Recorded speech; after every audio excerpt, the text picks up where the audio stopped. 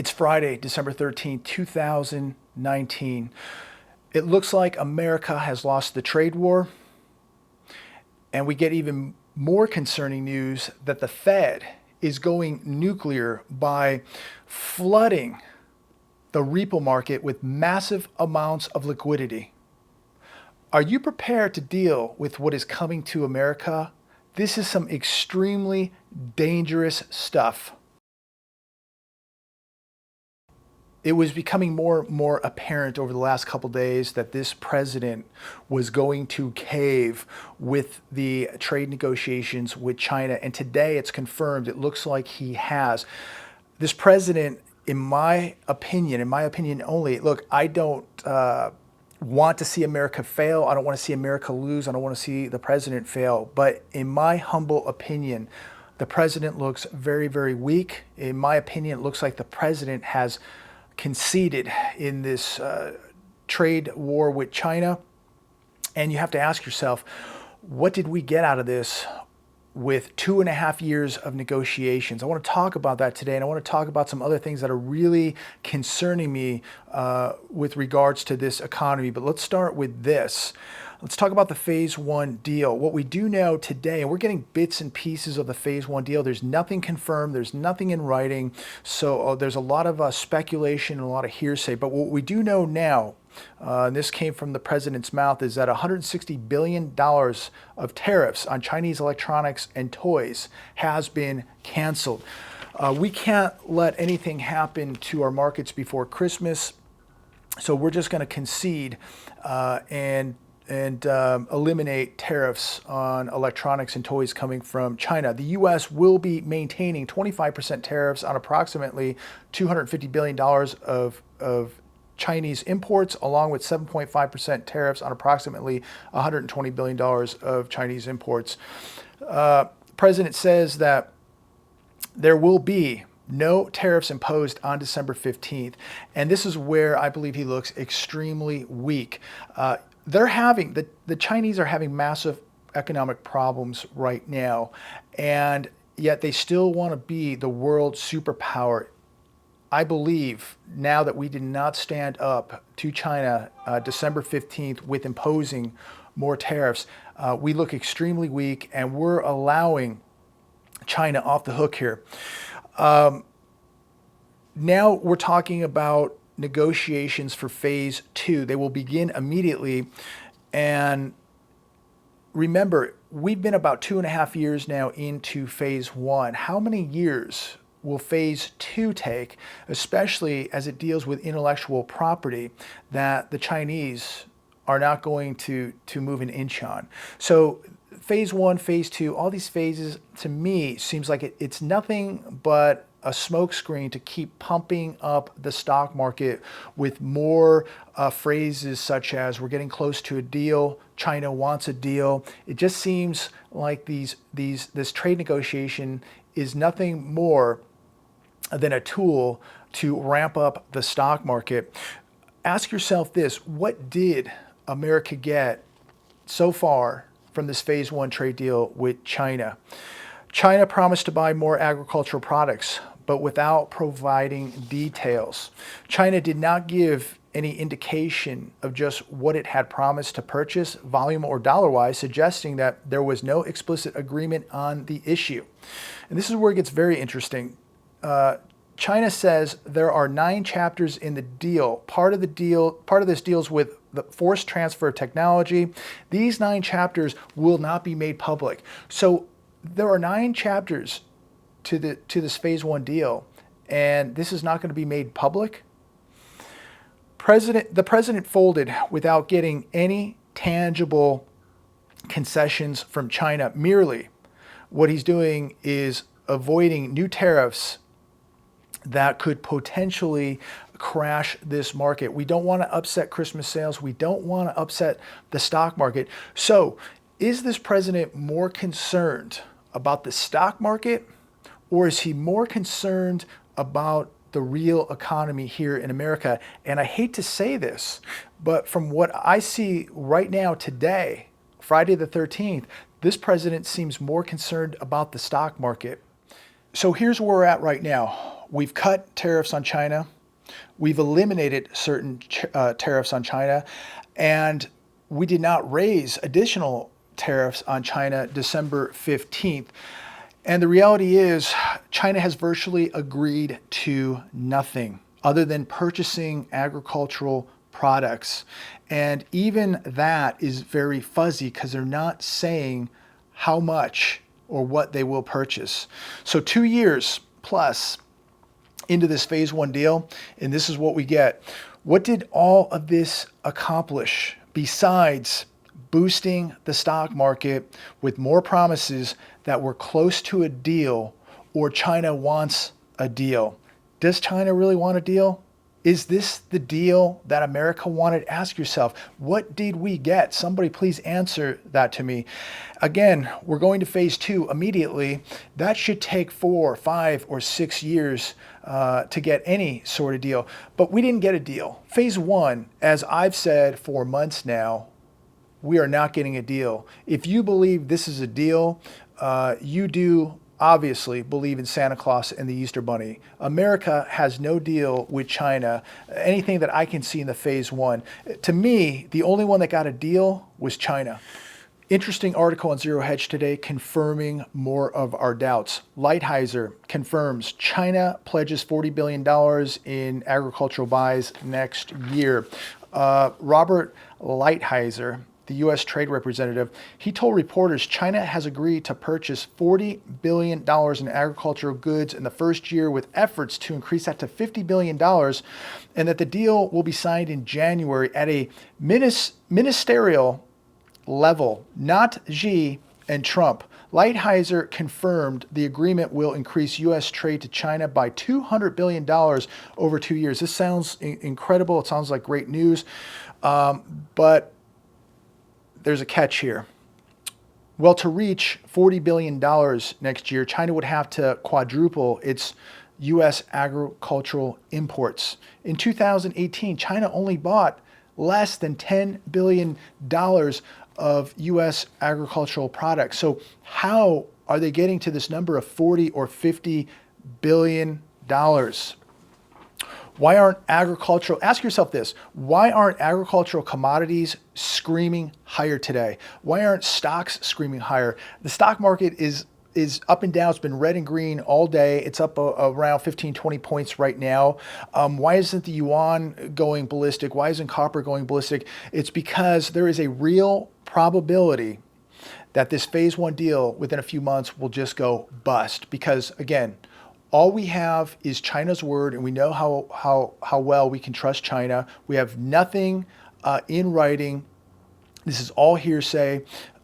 This is all hand waving. We have nothing substantial with any of this. And right now, China is very, very happy with what they're seeing. I think right now today, Americans should be very upset because this is going to allow China to be more prosperous, more wealthy, and more powerful. And what does America get? We get to sell maybe some more soybeans and maybe some more wheat, maybe some more pork to China. But how is this really going to affect the overall economy of America? We're going to allow China to get more and more powerful, wealthier, more and more control. This to me is by far a terrible deal for America. So as China becomes more and more powerful, the U.S. economy becomes more and more weak. Zero Hedge today, core retail sales growth weakest since February. Year over year retail sales growth has slowed dramatically in the last 2 months. Analysts were expecting a credit card fueled buying bounce in November, but it was very disappointing. November retail sales rose just 0.2% month over month, much lower than the 0.5% that was expected. Despite all the confidence the consumer has, the consumer is stronger now than ever, as we're being told. How come, if the consumer is stronger now than ever, how come the consumer isn't spending more? My theory is because the credit cards are running out. The consumer doesn't have cash. The The consumer now is getting more concerned about his day-to-day expenses, his or her necessities, than they are going out and buying retail garbage. They are now going into survival mode, worried about necessities, food, car repairs, rent, the real necessities. 25% of Americans using credit cards to pay for necessities now. They don't have that discretionary money to just go out and buy stuff. We're going to see more and more of that, as now we're seeing unemployment starting to tick up. And people are going to start getting very worried as they've acquired massive amounts of debt over the years, as they have massive credit card debt, auto debt, student loan debt, as the cost of living is spiraling out of control. Real life inflation in America is around 10% a year. People's paychecks are not keeping up with the cost of living, and reality is beginning to set in. And the farther we go, the more and more reality is coming to the average American's daily life. And if you are not preparing right now, if you haven't been preparing, you're going to be in really, really big trouble when reality comes to the economy, when reality comes to these markets. And now reality has set in with the trade war. Reality is setting in with Christmas sales. Reality is going to set in at the stock market at some point. And when that happens, many people's lives are going to change as they find out that that being a paper millionaire doesn't mean anything, that having some zeros on a piece of paper doesn't mean anything. It's going to be about what you hold in your hand, the real assets, the real money. It's going to really depend about how much debt you have. You do not want to be going into an economic collapse being riddled with debt. You want to have the least amount of debt possible. You want to be holding hard, tangible assets. You want to be holding out of some cash. You want to be preparing for reality. So we have even more cause for concern as U.S. net worth hits all-time high. Just 10% of Americans now own $91 trillion in assets. The average American has very little net worth, if any net worth at all. There are millions of people in America now that have a negative net worth. And this is another example of the income inequality we're seeing in America, the opportunity inequality in America. And when you add those two things with an economic downturn, we're going to see some fireworks coming to America. So as 10% of America holds on to the money and the assets, let's take a look at what a large percentage of Americans are doing today. This was also on Zero Hedge. This is the title, this is why a record number of Americans are fat and broke. Nearly 1 in 3 Americans, 29% in 2018, said that dining out was their top budget buster for them. Americans spent roughly $3,500 last year on dining out in 2018, according to government data. And many of these are the same people who tell me, they go, Jeremiah, I don't have any money to buy silver. I don't have any money to put away for an emergency fund.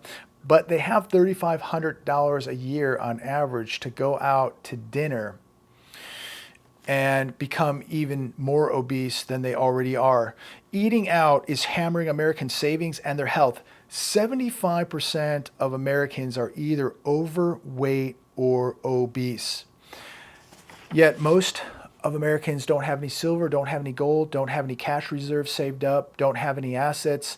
But what they do is go out to eat, become even more unhealthy, become even bigger and more obese. And this is going to obviously be a burden on the healthcare system on America, costing us even more money as taxpayers. So these people, again, are the same people that don't have any gold, don't have any silver, but have the excuses that they don't have any money, they don't have the means to acquire any assets, but somehow they have the means and the ability to go out to dinner and take in even more calories, become even more obese and more unhealthy. Look, there's nothing wrong going out to dinner. You know, I'm not saying that. But if you're an individual that has no money saved up, you have no assets, what in the world are you going out and paying this high price to go out to dinner? I mean, I can say that from my experience, it's not cheap. to go out to dinner, especially if you're taking a few people with you or your family. It's extremely expensive. Um, Going out to dinner is going to be a very quick memory, but buying a couple ounces of silver, you're going to have forever, or you're going to have it until you need it. So again, people just want this instant gratification, this quick feel good, but they don't want to make any sacrifices. They don't want to give up the fun in order to buy some hard tangible assets like silver or gold. So as people are out Christmas shopping, as people are going out to eat, becoming more obese, running up their credit cards over this season, acquiring massive amounts of even more debt than they already have, as they're oblivious to the realities of this economy, the Fed is going to flood the repo market with massive liquidity. The largest series of repo operations ever has begun. And here's the Fed's schedule right here, their operation schedule. I want to go over this with you. There are two existing $25 billion term operations over the turn already in the market, totaling $50 billion. The Fed committed to at least $150 billion overnight operation on year end. Then we have this Regulation A. This is a end operation on the day before year end of $75 billion. Between now and year end, a total of 6 term repo operations totaling $225 billion. The Fed is committed to pump $500 billion in the repo market over year end. By January 14, 2020, the Fed's balance sheet will have grown to a cumulative $365 billion in temporary repos, and together with the expanded overnight repos and $60 billion in monthly T-bill purchases, by mid-January, the Fed's balance sheet will surpass its all-time high of $4.5 trillion. What is going to happen when the bad times come to America? What is going to happen when this economy no longer is responding to all this repo garbage? What is going to happen when these markets no longer respond to quantitative easing? The Fed has 1.5 to 1.75% interest rates right now. We are not that far from zero. In fact, in 2020, I believe we will be at zero. The Fed now with $4.5 trillion on its balance sheet. The only thing it can do is print more money, which in turn is going to devalue your currency. It is going to devalue your purchasing power. It is going to take more dollars to buy something at the grocery store. It's going to take more dollars to buy something at your Walmart. They are devaluing your currency. What you have to realize is they are creating massive amounts of debt to keep this Ponzi scheme going, while at the same time devaluing your dollar, devaluing your currency, devaluing your purchasing power, creating massive amounts of debt to keep this Ponzi scheme pumping along. This is going to have dire consequences on the U.S. economy and the country as a whole. It's going to affect everybody's life. It's affecting you right now. How come you think everybody is living paycheck to paycheck? 80% of Americans living paycheck to paycheck because their dollar doesn't buy them anything. It's losing its purchasing power more and more every day. And it is going to, at some point, literally be gutted into extinction, as the Fed, their only solution out of this problem is to create more money out of thin air. The same problem that got us into the problem we're in right now, their solution is to create more money to get us out. So the problem that got us in this situation is the solution to get us out of the situation, and that's creating money out of thin air, devaluing currency, crippling your purchasing power. So I'm going to wrap it up right there, but I'm going to leave you with this. Think about this as we're entering the holidays, the Christmas holidays here. Critically think about where we are at as a nation and where we're going to be in 2020. I believe 2020, we are going to see very volatile chaotic times, politically, socially, and financially. I think for people out there who are not working on their foundation, who are not working on preparations right now, if you're not working on it right now, I believe you are really making a huge mistake and taking on a huge risk into 2020 if you are not prepared. I'm going to leave you with that today, but really critically think about where we're at politically, socially, and financially today as a country, and where you think we're going to be in 2020. Please comment down below. I would love to know your thoughts on where we're at today and where we're going to be in 2020. Is it going to be better or is it going to be worse? I believe it's going to be much worse, and I believe that America is heading into very turbulent times, and I believe that the day of reckoning is coming to America, and I believe that day of reckoning is going to occur in 2020. Let me know what you think.